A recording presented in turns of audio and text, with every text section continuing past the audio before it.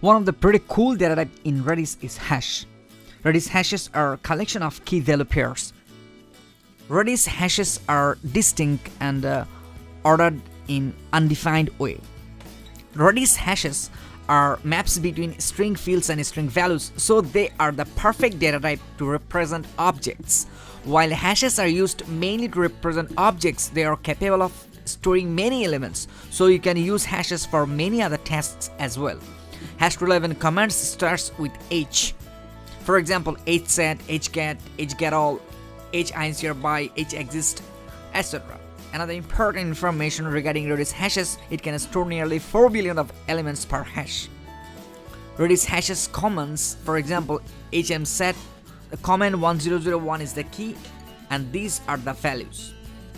And we can increase a value of a key. For example, Vor's value will be increased by 5, so it will be 15. Then if you run hgetall, this key, then this value return 101 text.